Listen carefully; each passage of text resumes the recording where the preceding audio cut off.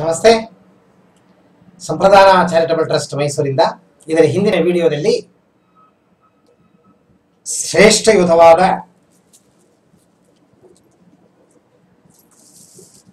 ಉಜ್ಜಯಿ ಪ್ರಾಣಾಯಾಮದ ಬಗ್ಗೆ ನಿಮಗೆ ತಿಳಿಸ್ಕೊಟ್ಟಿದ್ದೆ.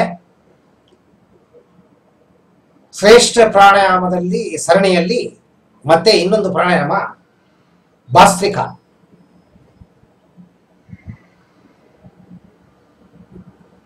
ಇದು ಕೆಲವರು ಕಪಾಲಭಾತಿಗೂ ಭಾಸ್ತ್ರಿಕಾ ಪ್ರಾಣಾಯಾಮಕ್ಕೂ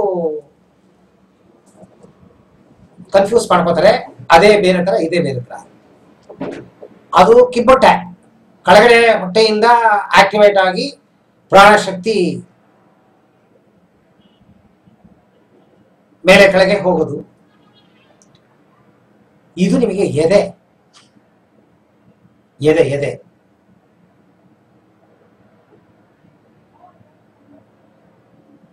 ಈ ಧ್ಯಾನ ಮಾಡಬೇಕಾದ್ರೆ ಕೆಲವು ಬೇಸಿಕ್ ಪ್ರಾಣಾಯಾಮಗಳು ಮಾಡಬೇಕು ಅಂತ ನಾನು ತಿಳಿಸಿದ್ದೆ. ಯಾವುದನ್ನ ಬೇಕಾದ್ರೂ ಕಂಬೈನ್ ಮಾಡಿ ಮಾಡಬಹುದು. ಕಪಾಲಭಾತಿ, ಚಂದ್ರಭೇದ, ಸೂರ್ಯಭೇದ ಅಥವಾ ನಾಡಿ ಶುದ್ಧಿ. ನಾಡಿ ಶುದ್ಧಿ ಭಾಸ್ತ್ರಿಕ, ಚಂದ್ರಭೇದ ಭಾಸ್ತ್ರಿಕ ಕಂಬೈನ್ ಮಾಡಿ ಮಾಡಬಹುದು. ಭಾಸ್ತ್ರಿಕ ಕಪಾಲಭಾತಿ ಎರಡನ್ನೂ ಜೊತೆ ಮಾಡಕ್ ಸಾಧ್ಯವಿಲ್ಲ, ಕಷ್ಟ. ಸೊ ಯಾವ್ದಾದ್ರು ಒಂದನ್ನ ತಗೊಂಡು ಮಾಡ್ಬೋದು. ಬಟ್ ನೀವು ಈ ಧ್ಯಾನ ಮಾಡುವಾಗ ತಲೆಯಲ್ಲಿ ವಿಪರೀತ ಯೋಚನೆಗಳು ಬರುತ್ತೆ. ನಮ್ಮ ಕೈಯಲ್ಲಿ ನೀವು ಹೇಳಿದ ವಿಧಾನ ಮಾಡಕ್ ಹೋದಾಗ ಯೋಚನೆಗಳನ್ನ ಕಟ್ಟಿಡಿಯಕ್ ಆಗ್ತಿಲ್ಲ ಗುರುಗಳೇ ಹಾಗೆ ನಮ್ಮನ್ನ ಸುಮಾರು ಜನ ಫೋನ್ ಮಾಡಿ ಕೇಳ್ತಾರೆ. ಮಿದುಳಿನ ಅಲೆಗಳನ್ನ ಕಂಟ್ರೋಲ್ ಮಾಡೋದು ಯಾವುದು ಅಂತ ಕೇಳಿದ್ರೆ ಪ್ರಾಣ, ಶ್ವಾಸ, ನಿಮ್ಮ ಬ್ರೀತಿಂಗ್ ಏನಿದೆ, ಗಾಳಿ ಒಳಗೆ ತಗೋ ಹೊರಗೆ ಬಿಡು. ಇದು ಒಂದರಿಂದ ಮಾತ್ರ ನಿಮ್ಮ ಮನಸ್ಸನ್ನ ಕಂಟ್ರೋಲ್ ಮಾಡಕ್ ಸಾಧ್ಯ.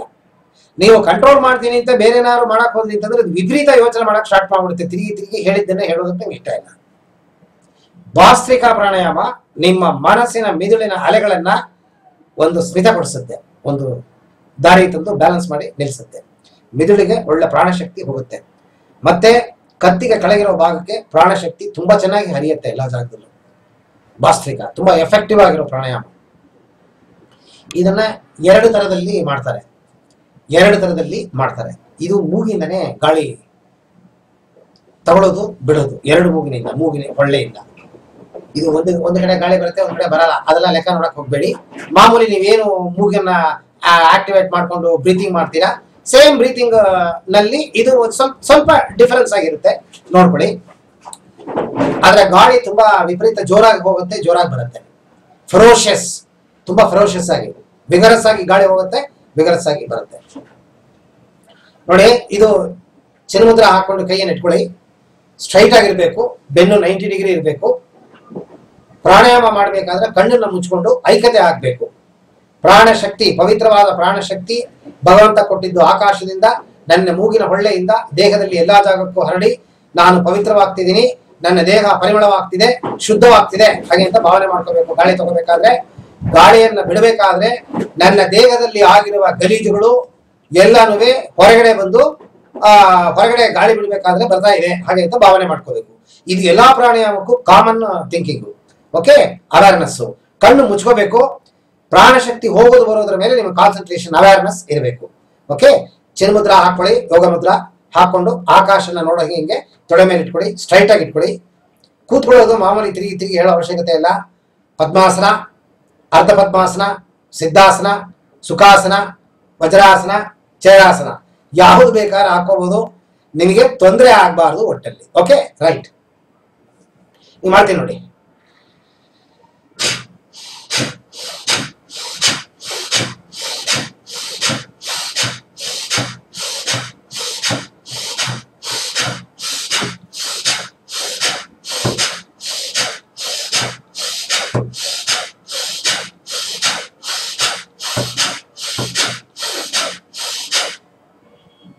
ಗಾಳಿ ತಗೋಬೇಕಾದ್ರೂ ಜೋರಾಗಿ ತಗೋಬೇಕು, ಗಾಳಿ ಬಿಡಬೇಕಾದ್ರೂ ಜೋರಾಗಿ ಬಿಡಬೇಕು.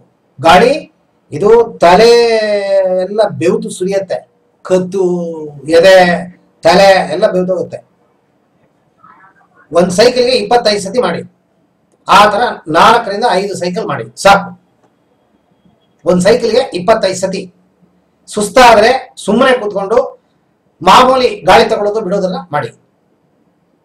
ಒಂದು 15 ಸೆಕೆಂಡ್ 10-15 ಸೆಕೆಂಡ್ ಮಾಮೂಲಿ ಗಾಳಿ ತಗೊಳ್ಳಿ. ಯಾಕಂದ್ರೆ ದೇಹ ಸುಸ್ತಾಗಿ ಹೋಗಿರುತ್ತೆ. ಸುಸ್ತಲ್ಲೇ ಮಾಡಕ್ ಹೋಗ್ಬಾರ್ದು. ಇದು ಒಂದ್ ಸೈಕಲ್ ಮೇಲೆ ನೀವು ಸಡನ್ ಆಗಿ ಇನ್ನೊಂದು ಸೈಕಲ್ ಮಾಡ್ತೀನಿ ಅಂತಂದಾಗ ದೇಹ ಸುಸ್ತಾಗಿ ಹೋಗಿರುತ್ತೆ, ನಿಮ್ ಕೈಲಿ ಮಾಡಕ್ಕಾಗಲ್ಲ, ಬೆವ್ತು ಸುರಿಯುತ್ತೆ. ಪ್ರಾಣ ಶಕ್ತಿ ಎನರ್ಜಿ ದೇಹಕ್ಕೆ ಜಾಸ್ತಿ ಹೋದ್ರೂ ಟಯರ್ಡ್ ಆಗಿ ಹೋಗ್ತೀರಾ ನೀವು. ಸ್ವಲ್ಪ ವಿರಾಮ ಕೊಡಬೇಕು. ಅದಕ್ಕೆ ಸ್ವಲ್ಪ ಗಾಳಿಯನ್ನ ತಗೊಂಡು ಬಿಡೋದನ್ನ ಕಲಿಬೇಕು. ಒಂದು 10 ಸೆಕೆಂಡ್ ಮಾಮೂಲಿ ಬ್ರೆತ್ತು. ನೀವು ಗಾಳಿ ಜಾಸ್ತಿನ ತಗೋಬೇಡಿ, ಕಮ್ಮಿನೇ ಬಿಡಬೇಡಿ. ಮಾಮೂಲಿ ಪ್ರಾಣಶಕ್ತಿ ಭಗವಂತ ಏನ್ ಕೊಟ್ಟಿದ್ದಾನ ಬ್ರೀತಿಂಗು ಅದರಲ್ಲಿ ಕೂತ್ಕೊಳ್ಳಿ ಒಂದು 10 ಸೆಕೆಂಡ್. 10 ಸೆಕೆಂಡ್ ಆದ ನಂತರ ಇನ್ನೊಂದು ಸೈಕಲ್ ಶುರು ಮಾಡಬಹುದು. ಇದು ಒಂದು ವಿಧಾನ. ಗಾಳಿಯನ್ನ ಜ್ವರ ತಗೊಂಡು ಜ್ವರ ಬಿಡೋದು.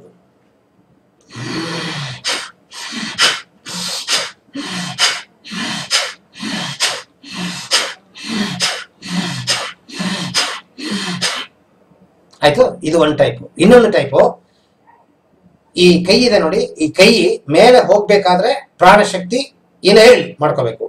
ಮೇಲೆ ಹೋಗ್ಬೇಕಾದ್ರೆ ಇನ್ಹೇಲ್ ಮಾಡಬೇಕು. ಕೈಯನ್ನ ಹಿಂಗ್ ತರಬೇಕು, ಹಿಂಗಿರೋ ಕೈಯನ್ನ ಹಿಂಗ ತರಬೇಕು. ಕೈ ಹಿಂಗ್ ಮೇಲೆ ಹೋಗುತ್ತೆ. ಗಾಳಿಯನ್ನು ಬಿಡಬೇಕಾದ್ರೆ ಹಿಂಗ ಬರಬೇಕು. ಗಾಳಿಯನ್ನು ಹೆಂಗ ತಗೊಳ್ಳೋದು ಬಿಡೋದು ಅಂತ ಅನ್ನೋದನ್ನ ತೋರಿಸ್ಕೊಡ್ತೀನಿ ನೋಡಿ.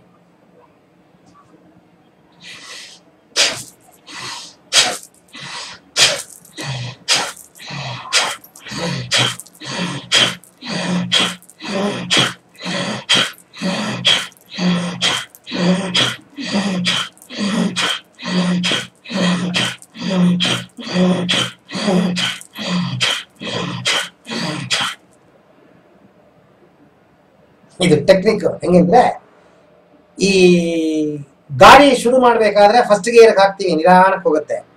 ಸೆಕೆಂಡ್ ಗೇರ್ ಇನ್ ಸ್ವಲ್ಪ ಜಾಸ್ತಿ ಹೋಗುತ್ತೆ. ಥರ್ಡ್ ಗೇರ್ ಇನ್ ಸ್ವಲ್ಪ ಜಾಸ್ತಿ ಹೋಗುತ್ತೆ. ಫೋರ್ತ್ ಗೇರ್ ಅಲ್ಲಿ 140 150 ತನಕ ಹೋಗ್ಬೋದು ಸ್ಪೀಡ್. ಆ ತರ ಈ ಬಾಸ್ತ್ರಿಕ ಶುರು ಮಾಡಿದಾಗ ನಿಧಾನವಾಗಿ ಶುರು ಮಾಡಿ, ಫೋರ್ಸ್ ಜಾಸ್ತಿ ಮಾಡ್ಕೊಳ್ಳಿ.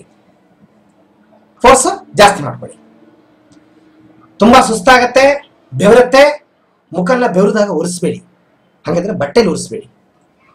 ಬೆನ್ನು, ಕತ್ತು, ಹಿಂಭಾಗ, ತಲೆ ಎಲ್ಲ ಬೆವರುತ್ತೆ. ಹಿಂಗೆ ಒರೆಸ್ಬಿಡಿ, ಮುಖದಲ್ಲಿ ಹಂಗೆ ಒರೆಸ್ಬಿಡಿ. ಇದು ಒಂದು ತರ ಕೆಮಿಕಲ್, ದೇಹಕ್ಕೆ ಬೇಕಾಗಿದೆ. ಇದನ್ನ ಒರೆಸಬಾರ್ದು ಬಟ್ಟೆಲಿ, ಹಾಗೆ ಒರೆಸ್ಕೋಬೇಕು ಮುಖನ್ನ. ಒಳ್ಳೆ ಶೈನಿಂಗ್ ಬರುತ್ತೆ ಮುಖ. ನೀವು ಮಾಡಿ ನೋಡಿ. ಒಂದು 4-5 ಸೈಕಲ್ ಶುರುವಿನಲ್ಲಿ ಮಾಡಿ, ಕ್ರಮೇಣ ಚುಚ್ಚುರೆ ಜಾಸ್ತಿ ಮಾಡ್ಕೊಂಡು ಹೋಗಿ. ನಾನೇನು ಹೇಳೋದೇ ಬೇಕಾಗಿಲ್ಲ. ಒಂದು 20 ದಿವಸ 25 ದಿವಸ ಮ್ಯಾಕ್ಸಿಮಮ್ 1 ಮಂತ್, ಬೆಳಗ್ಗೆ ಅಥವಾ ಸಂಜೆ ಅಥವಾ ಬೆಳಗ್ಗೆ ಸಂಜೆ 2 ಸತಿ ಬೇರೆ ಸಣ್ಣ ಪುಟ್ಟ ಪ್ರಾಣಾಯಾಮಗಳನ್ನ ಅಟ್ಯಾಚ್ ಮಾಡಿಕೊಂಡು ಮಾಡಿ. ತುಂಬಾ ಎಫೆಕ್ಟ್ ಇದೆ ಪ್ರಾಣಾಯಾಮ. ಮಾಡಿ ನೋಡಿ, ಗೊತ್ತಾಗತ್ತೆ. ನೀವು ತುಂಬಾ ಎನರ್ಜೆಟಿಕ್ ಆಗಿರ್ತೀರಾ, ತುಂಬಾ ಎಂಥೂಸಿಯಾಸಮ್ ಇರುತ್ತೆ. ಎನರ್ಜಿ ಲೆವೆಲ್ ಎಷ್ಟಿರುತ್ತೆ ಅಂತಂದ್ರೆ, ರಾತ್ರಿ ನೀವು ಬೆಡ್ 10 ಗಂಟೆ ಮಲ್ಕೊಳಕ್ ಹೋಗ್ತೀರಿ ನೋಡಿ, ಅಲ್ಲಿ ತನಕ ಫುಲ್ ಎನರ್ಜಿ. ಬ್ರೈನ್ ಆಕ್ಟಿವ್ ಆಗಿರುತ್ತೆ, ಇಂಟ್ಯೂಟಿವ್ ಬ್ರೈನ್. ಓಕೆ, ಮಾಡಿ ನೋಡಿ, ಪ್ರಯತ್ನ ಮಾಡಿ. ಏನಾದ್ರು ಅನುಮಾನಗಳಿದ್ದು, ತೊಂದರೆಗಳಿದ್ದು, ಮಾಡೋದಕ್ಕೆ ಏನಾದ್ರು ಕಷ್ಟ ಆಯ್ತು ಅಂದ್ರೆ ದಯವಿಟ್ಟು ನನಗೆ ಫೋನ್ ಮಾಡಿ. ಫೋನ್ ನಂಬರ್ ಕೊಟ್ಟಿದ್ದೀನಿ, ಮೈಲಲ್ಲಿ ಬೇಕಾದ್ರೆ ನೀವು ವಿಚಾರಿಸ್ಬೋದು.